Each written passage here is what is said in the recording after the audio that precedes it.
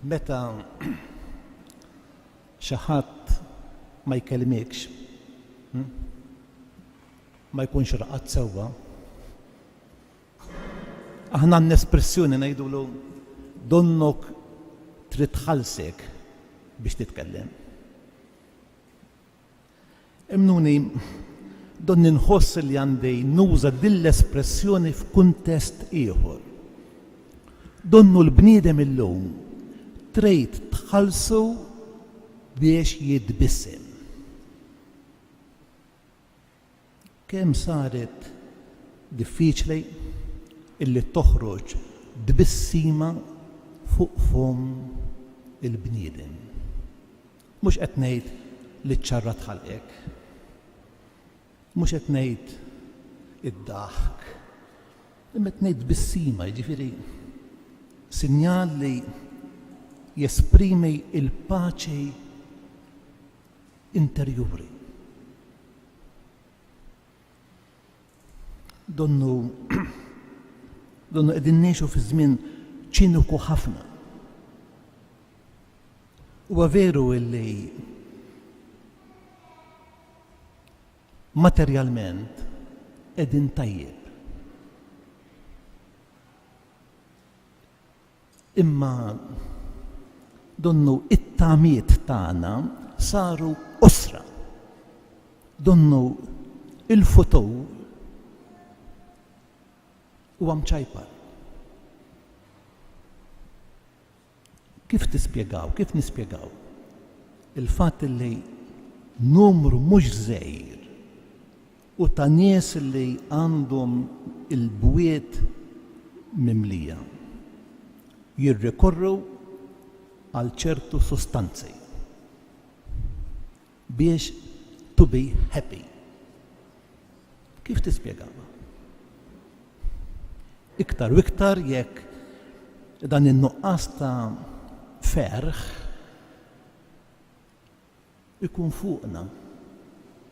Aħna li aħna d-disċipli tal-mulej. Hemm ħassieb Nietzsche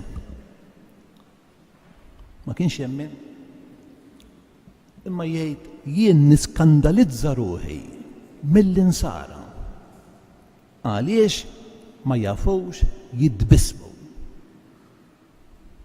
Meta huma suppost jemnu f'Ġesu li jgħidulu il-feddej.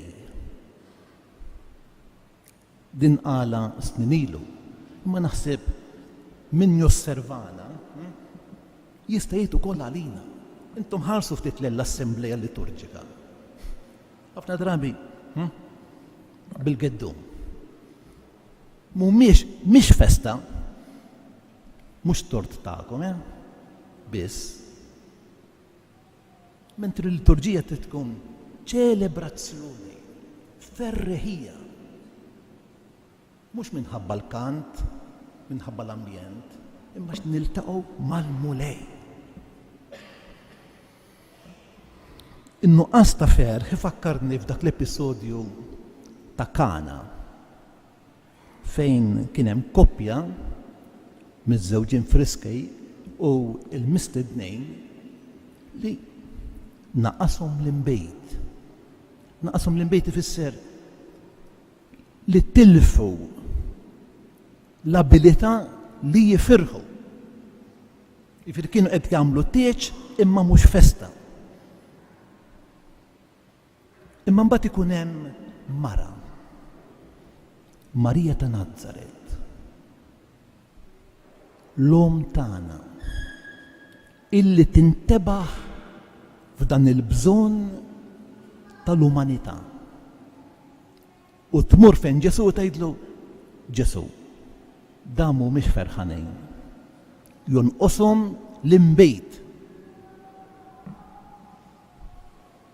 U jien nistħajjel li Marija, l-om tagħna, illum ukoll tersaq quddiem Ġesu u tgħidlu, Ġesu, ara x'ħad tagħmel.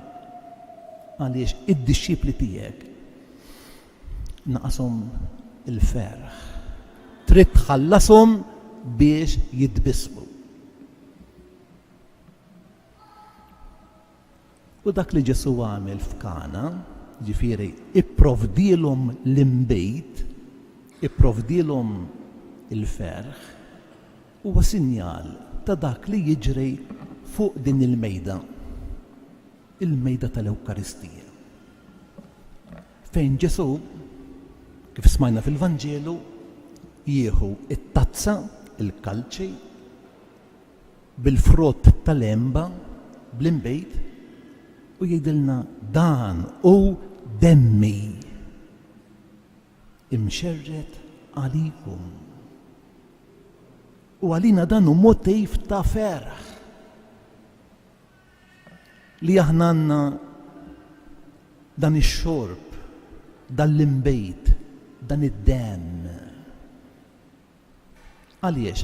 Għaliex l-ewwel nett ifakkarna fil-passjoni, il-mewt u l-qawmien ta' Ġesu. Li ben Alla sar bniedem.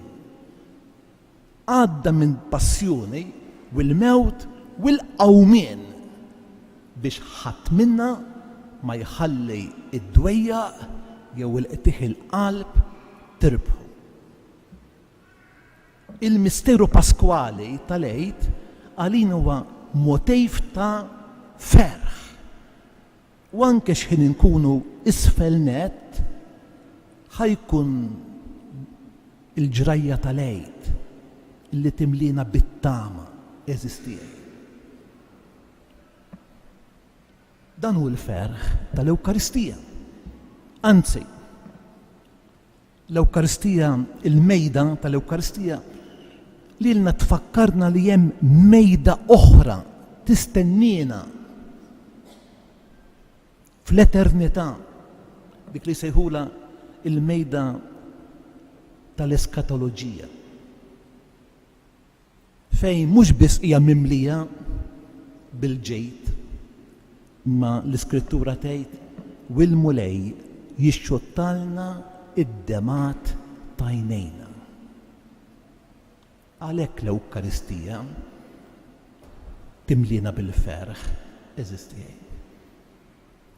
Mhix maġija, mija verità, ġrajja, mimlija bl-imħabba ta' Alla u bl-imħabba ta' Marija. Għaliex fl-Ewkaristija mhux biss għandna lil Ġesu li jagħtina ġismu bħala ikel, demmu bħala xorb, imma għandna lil Marija. L-Ewkaristija hija marbuta ma' Marija. Il-memorja ewkaristika marbuta mal-memorja ta' Marija. Tantu hekk li kull meta niċċelebraw l-Ewkaristija dejjem insemmu lil Marija. Is-Santi Padri jgħidu ma jistax ikun illi Marija ma kienx preżenti għall-aħħar ċena. Il-Vanġeli ma jgħidulniex. Imma ma setgħetx ma kienx hemm biex tassisti lil Ġesu jagħti il-laħam tiegħu li rċieva minn għandha bħala ikel għad-dixxiepli. Biex joffri b'sagrifiċċju il-laħam tiegħu li rċieva minn għandha għall-fidwa tagħna. Wieħed mis-Santi Padri, jidhirli Sant Efrem, għandu espressjoni sabiħa, jgħidilha Marija, inti tajtna it-tqieq tal-ħobs, inti tajtna tqieq il-farina, dak il-ħobs illi Ġesu qal dan issa huwa ġismi. Taraw x'rabta hemm bejn l-Ewkaristija u Marija. U Marija teżerċita il-maternità tagħha. Għalhekk il-Papa Franġisku iriedna niċċelebraw il-festa t-tifkira obbligatorja ta' Marija Omm il-Knisja. Anke fl-Ewkaristija, Marija hija Omm, bajnejja attenta bħalma kienet f'Kana għal ħtiġijiet tal-umanità tiegħek u tiegħi.